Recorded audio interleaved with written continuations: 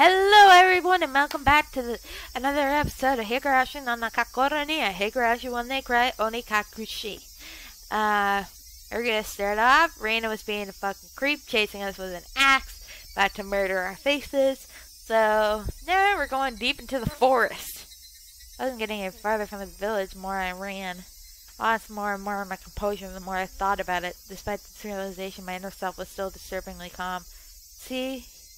So you see, I vowed if there's anyone else struggling like Satoshi-kun did, I'd save them. I don't want anyone to transfer out again. Damn it! What does transfer even mean? I won't let you transfer me. Won't end up the same as Satoshi. Come on, Keichi-kun, talk to me. I'll be able to understand you, Keichi-kun. I'm your ally. I started wheezing out of breath. My lungs were so hot they felt like they were going to explode. My heart was beating as hard as it possibly could. I should have practiced running instead of my swing. Couldn't even afford to scoff at the stupid thought. Keichi-kun doesn't have anything wrong. What about he'll go back to normal? Everyone will be friends again, and we can enjoy club activities again. Next time we'll team up and beat Michan.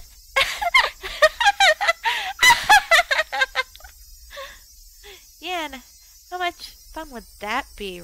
I couldn't even imagine how much I wish I could turn back the clock on these past few days. You'd be nice to me again, too. I want to go searching for treasure again. This time, I'll prepare a nice lunch. Actually, we could just go right now. Let's go to the damn site together. I'll show you the cute thing I just found. I'm sure you'll like it, too.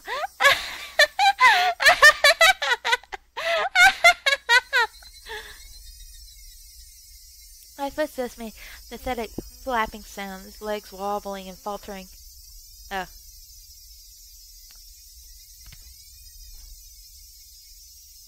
Hot on my heels, Reina stepped sharply, breaking twigs underfoot. I had to accept it. I was on the run being chased by Reina. If she caught me, it was all over. I realized it instinctively. I wouldn't even begin to think what the end would entail. Just as I was caught, it was all over. That's all I knew. It didn't matter how it was going to end. I would let it end, not without knowing anything. Not yet. A momentary lapse was all the little time I could have, and my knees buckled underneath me. I crumbled towards the ground. I tried to stand up frantically, urging my legs to respond. I used my bat as a makeshift cane to prop myself up, but Reina was already standing in front of me. Appeared to me out of breath and utterly exhausted. Reina was so cool and composed that she could have froze the air around her. She wasn't breathing hard at all. I couldn't even sense if her heart was beating. Are you afraid of something, I wonder? It would be like it looks like you tremble, Keichi-kun.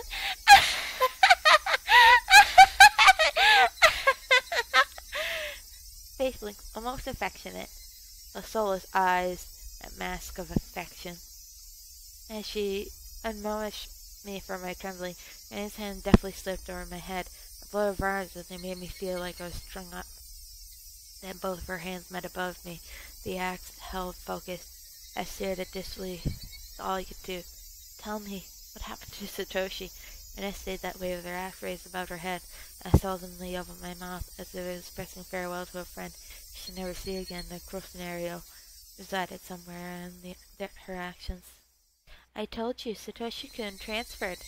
Out. Enough of this transfer crap. Needs giving away, doesn't it? You can tell me, can't you? Who made Satoshi disappear? Was it you? Mion? Or someone else in the village? Answer me! I became frantic. The more I screamed, Reina did nothing but retain the smile frozen on her face. I have no idea what Keichi-kun is talking about. Then I'll say it in a way you do. Who's the perpetrator of the chain of mysterious deaths? You seem confused, Keichi-kun. What? There is no human perpetrator. Everything is Orishiro-sama's will. Isn't Orishiro-sama's curse superstition? You believe in that too? It's not about believing or not. Orishiro-sama exists. Period. Reina's gaze grew even more gelid. Ferocity of her stare was so intense, not allowing me to question anything. There's no way that something like this, or like Orishiro-sama could exist. You don't believe in Orishiro-sama? There's no way I could believe in that. There's no way it could exist. It exists. Orishiro-sama exists. Keichi-kun should have felt it personally. Never felt anything like that. Keichi-kun, have you felt someone apologizing to you before? Constantly on top of that?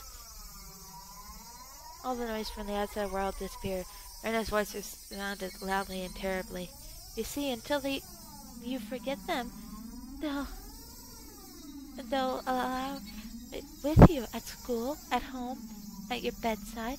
I couldn't understand what Rena was saying. Hanami, too, or Shirasama did. That's why I transferred and came back to Hanamizawa. I don't understand. I don't understand. What's transfer even mean? What's Rena saying? Hasn't Orishiro come to you as well, Keichi-kun? I'm probably not the only one you can confide in. I won't let you transfer out, okay?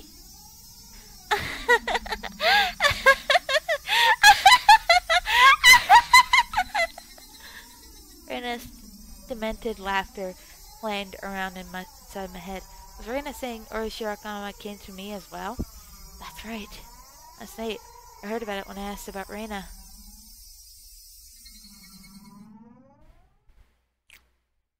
Please keep this confidential as part of the speculation. Not all of it may be true. Are you still interested? Aishan began speaking. Neither of the victims nor the school filed a complaint in the preliminary report.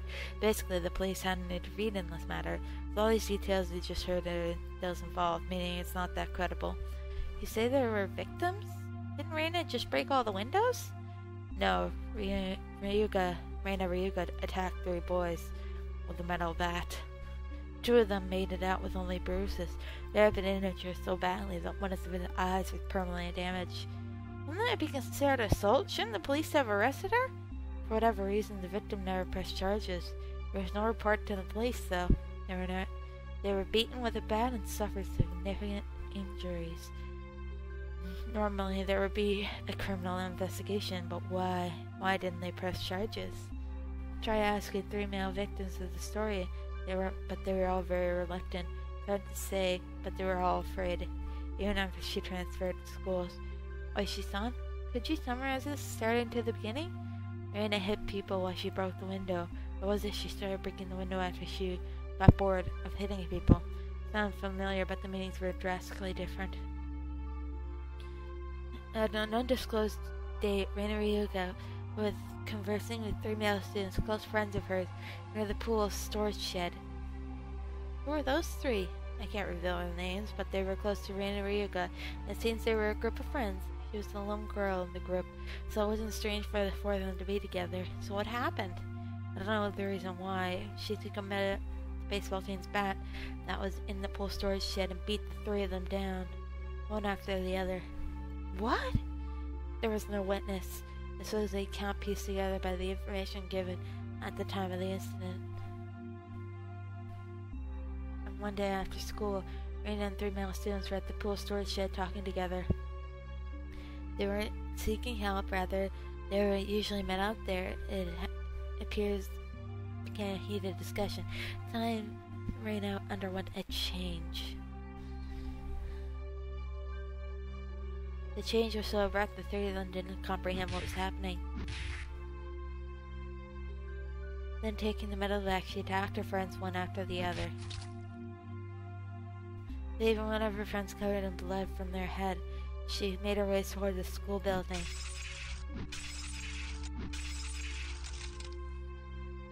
She broke the glass windows one after the other. A few minutes later, a teacher appeared on the scene and subdued her. What was that change Reina underwent? Much the statements of the 3, it was a sudden change. The point was there was some transformation. Transformation? Also, I could recall Reina's transformation. I'd seen the change many times before. It was different than usual Reina. I couldn't help believe it's someone else who looked like Reina. The transformation they're talking about happened before? No, there was nothing like that. As far as I could find out, her medical history and past, there was nothing like that.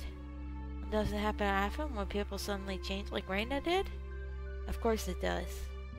There's plenty of psychological phenomena that could cause something like that. Then you're saying there was a dormant element in Reina that caused the transformation? I cannot say for certain. But according to 3 statements of her friends, it's hard to believe she had such a side. Kind, caring, adorable. Even before she transferred here, she was probably pretty popular in the school, like she was now. A girl transforming suddenly and assaulting them with a bat? Who could imagine such a thing? Now I could have seen it coming. I myself believed I was mistaken for thinking it was Reina even now. Then what happened after that? There was a hospital right across from the school, so the 3 of them were carried and treated quickly. What about Reina? What about the police? Why wasn't this a criminal investigation? You see, the police can't get involved unless they are called. Even though one is badly injured with permanent damage? Why didn't they file charges? That caught my attention as well. Some threat or pressure was placed on them. They had a reason they couldn't file charges even if they wanted to. We were talking about you, after all. Of course you looked into it, didn't you? Well, yeah, but I told you at the beginning, didn't I? That the victims were all very reluctant to talk. They didn't want to touch on the matter, or rather, didn't want to be involved. Reluctant to talk, didn't want to touch it, didn't want to be involved. It resembled the villagers here in Orishiro-sama's curse. Did the teacher at the school tell you anything? A school is a hallowed ground. You could say they tend to keep scandals under wraps. I didn't have a search warrant, so I had to tread lightly, you see. Then there was no comment from the school. No, they denied the incident even happened. It's just 3 male students were carried blunt force trauma that day. That's all that's all there was in the hospital records. The victims didn't speak, the school denied it happened, and you don't know anything at all. Yeah? I don't know anything other than the incident itself had taken place. The victims always the incident to be kept from the public, so if you and I both forget about it, my son, then this incident will probably just fade away. Brief period we sat in silence. At the first glance, a simple assault, but the tip of the iceberg. That was obscured this wave, shrinking quietly the void as if never existed to begin with. At that, she was suspended by the school. During that time, she underwent psychiatric counseling. Did you hear anything from that doctor? Again, they're very professional in regards to their ethics, or at least very tight-lipped. Not even after you showed them your badge? I was told to get a warrant. The badge itself, no legal binding authority at all. Then how did you know that Reina confessed that it was Orishiro-sama who did it? There's a nurse I asked in that department. She agreed to help me, just from me showing her my badge. Then what did she say? Turns out the nurse hadn't even heard it before. Apparently that's all she remembered because she was overheard it from the room. The nurse said at the time Reina Ryuka, very calmly and mild-mannered, and more like she was confessing her sins at a church than a counseling session.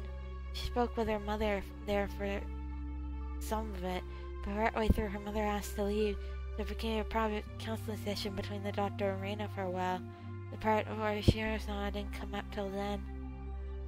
Partway through, she screamed the name suddenly, and startled the nurses that why she started listening in. It was Orishiro-sama! Reina suddenly shouted that. I had no idea what was said before that, so I had no idea what the meaning behind it could have been. The doctor calmly collected and asked, Miss Fitted Day. Miss Rika, have a seat. What is this Orishiro-sama you speak of gently, ever so gently? The fundamentals of the counseling were believed, but they were told. There were bandits in Mizawa will be hunted down by Orishiro-sama, and they've finally gotten me. That's the town you lived in before you moved here, isn't that right, Ryuga-san? I didn't want to move, but because of my mom and dad's circumstances, we had to. But Orishiro-sama wouldn't allow it. Ryuga-san must have had lots of friends in Mizawa. Even now she's missing them dearly, don't you think? I want to go back. Back to Hinamizawa. No, not that. I want to go back. I have to go back. I should have gone back much sooner. But now it's too late. Oroshio-sama has come. Oroshio-sama, is that the name of the god in Hinamizawa? Isn't that right? Everyone knows that Hinamizawa is guided deity, and even if you try abandoning Hinamizawa by leaving, you'll incur his wrath. You have moved quite a while ago, didn't you? That was just how the god arrived at what you were saying? You might not believe me, but Oroshio-sama exists. Nurse asked by another nurse something and left the room. That was all she remembered. That was Oroshio-sama was doing right. I do believe other kind of superstition on Hinamizawa, that if you leave the village, you incur Oroshio-sama's wrath. You should be familiar with this part, my son. Earlier, while those scorns by the incurred to hinder the dam construction, they cursed construction and foreman to his death. And following year, Satoshi's parents, supporters, leading advocates for the dam, and cursed to their deaths. But this was the first time I ever heard about the curse occurring by leaving the village. My first time hearing that. I understand outside threats being cursed by the village, but why also the villagers leave? Normally people who leave the village aren't supposed to be cursed, right? It's strange to say, but you could say as a rule, people who come in are the ones who would be cursed. From Jupiter, far from his thunder. Curses were something to chase after people that leave, were they? Oishi-san pondered for a bit, to the end of the story, then began speaking again. I told you long time, Hinamizawa was called onikakushi-hen, right? I recall hearing that a long time ago. Hinamizawa was feared and respected as the ogre village. Village at the foot of the mountain worshipped by ogres. So onikakushi was hollowed ground and could never enter. It came to be said, you enter carelessly, you are cursed by Oroshio-sama. Those who set foot on onikakushi, in other words, Hinamizawa, would be cursed. I can understand that. I know that, but for leaving also be that? The ogres, you see, they were being strictly watched by Oroshio-sama, so they would not enter into our world. In other words, Oroshio-sama probably restricted interaction between onikakushi and the rest of the world. I see. I finally understood the sort of thing Oroshio-sama was. So basically, Oroshio-sama is more like a warden than a protectorate deity, I guess, so trying to keep this place isolated from the rest of the world. I guess that's how it would seem. I'm sorry, I don't know much myself. This mostly passed on to me from my grandmother. I can understand it a bit better if it was alive, but who came to Hinamizawa will be cursed. Those who try to leave would also be cursed. Just because Reina originally lived in Hinamizawa and just moved away, she filled the requirements for being cursed. That means because Reina moved away against its wishes, she was cursed by Oroshio-sama. Is that what it adds up to? In short, that seems to be the point, I guess. As a matter of fact, soon afterwards they did move back to Hinamizawa after all. Those who abandoned Hinamizawa and left to be cursed. But then why only Reina?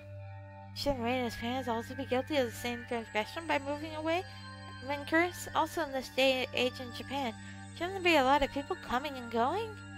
Even if every single one of them is cursed, then it'd be insane. But in reality, that's a big deal at the most.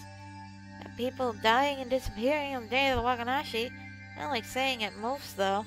Well, anyways, a lot I still don't know. Even if Oroshio-sama was cursed, it doesn't add up why her classmates, the victims, were beaten with metal bat when pressed charges.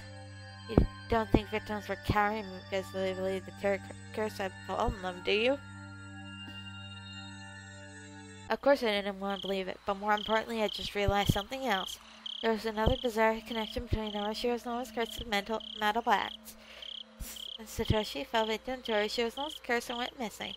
I recently learned Satoshi also had been infatuated with Metal Bat right before he disappeared, just like me. And Reina was as well. She was affected by Oroshio-sama's curse, and she confessed that much to a doctor. And the weapon which she used at the time for an attack again was a Metal Bat. And finally me. I've encountered various things that were unexplainable, and now I was holding onto a Metal Bat. I shook when I learned Satoshi did the same thing. Couldn't be. Had the same thing happen to Reina? but there's one critical difference between her and Satoshi's case. Not, that being, Satoshi went missing for falling to the curse, but Reina is still here. Both of them had fallen victim to Yashiroreaper's curse, yet they were met with different endings. And finally, me. I couldn't even call it a coincidence anymore. Reina, Satoshi, finally me. Could it be that I was under Yashiroreaper's curse right now? And more importantly than that, what should I do now? Satoshi had been demon away, vanished without a trace. Reina was fine. Fine. And I'm going to change. I really believed there was something that Reina wasn't residing within herself. And here, right now, it was standing before me. Reina, please tell me. What will happen to me? Reina stood imposing, not answering. So Satoshi disappeared, but Reina didn't disappear. So what will happen to me?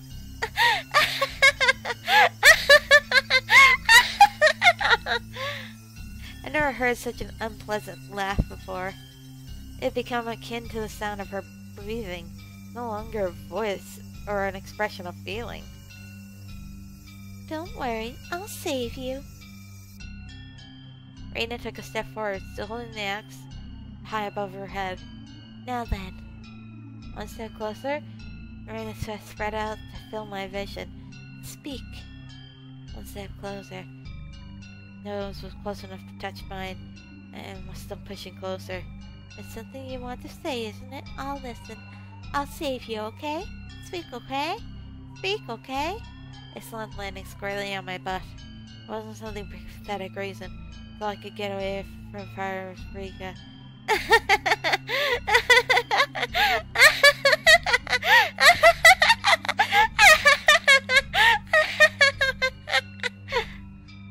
I had a gut feeling I couldn't let her go to the end because that laughing ended. Knowing I picked up that feeling, my body moved by instinct. I sprang to my feet faster than I could believe, pushed Reina away with both hands. Reina was light as a feather. Thrown away by the unbalanced weight of the axe, she was sent backwards, as if she had been carried off by the wind. After confirming that out of the corner of my eye, I dashed out at full speed. Furry pitches are fleeing like a pig. Get away from Reina. Run. Survive. Couldn't think of anything other than this. While running, I remember I'd been onto the bat the entire time. Such a worthless weapon. I couldn't believe I'd forgotten about this weapon at such an important time. I sped further down the winding path. Didn't even feel myself gasping for breath, and my legs grew heavy. The body understood it as well.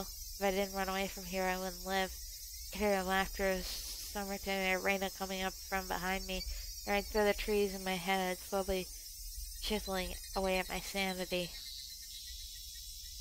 As the growth changed and finally expanding. Where was this? For a moment I was bewildered at the scenery. I felt, but I couldn't quite remember. Quickly realized it was the damn site. As I dashed manly and ended up in this place, gave me a bad feeling, like I was following someone's scripted plot. I had a good view of my surroundings, but I didn't see a single soul here. It's a terrible spot for me to run, but there's no better place for an attacker. My heart was already on the verge to bursting. The muscles in my legs were screaming, but I didn't care. I stopped here, and I might not even scream for much longer. Even still, I glanced, looking for an excuse to rest. Reina wasn't there. Then I saw two villagers walking around. I breathed a sigh of relief. It wasn't Reina, third party. Said the voice inside my head, right the line once more. Villagers walking around weren't suspicious, not of themselves, but it bothered me. Both of them wore rough-looking clothing. Empty-handed, they definitely gave the impression that they were just out for a walk. At this time of day, two adults running around without a purpose, it was enough to raise questions. But more than anything, those eyes. They were chit-chatting while walking, so silently, heading further, looking my direction. I was at the end of my rope. I had finally started imagining things. Should I run away? That's probably the best choice. If they weren't involved, I'd lose them easily by running. If they were part of the group after me, then they'd come running after me. Either way, unless I hurried up, Reina would catch up with me.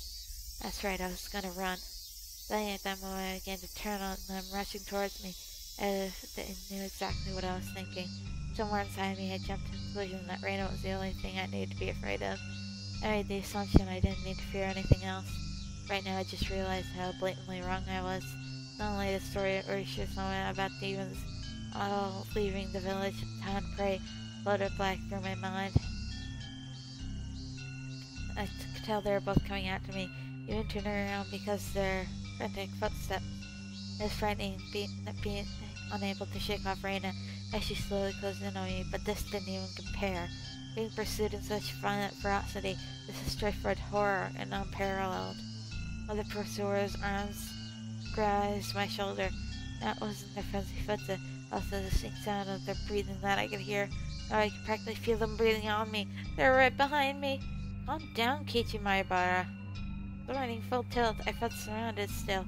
No time, like the time had stopped. I turned my head slightly, frozen, realizing my pursuers had gotten me. I couldn't win against the legs of an adult, and last time I went to taking the blink, crows began moving again, right on top of me. I didn't think about that, Keiichi. First realize you won't be able to shake them off like this. In fact, you won't be able to give away what was a given that you need to make a decision. Oh, no.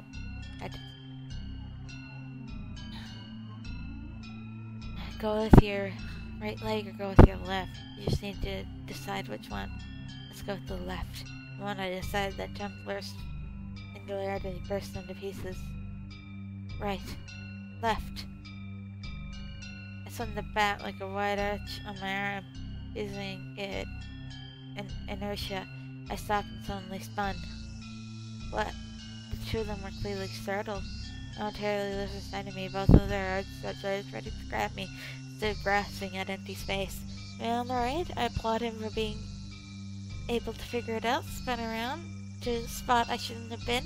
It faced me in astonishment, but it was too late. I didn't even need to swing my bat. All I needed to do was extend my arms as I turned around. No means a heavy, but it was certain enough power to knock him off his feet. Just knocking him down was enough to scare him away. Got back up in no time. Both of them took a fighting stance and went to face me. This made me certain there were just two people, and for a while they were clearly after me. This felt much easier than dealing with Reina. But just not recognizing their faces by not knowing them, it made things easier. I smiled wryly on the inside. What do you want with me? Next one is going to be going right in your face, you bastard. It's fine, it was just a bluff. And barking at them, I was able to fire myself up. They didn't respond. They spread out on either side of me with unbelievably comic faces.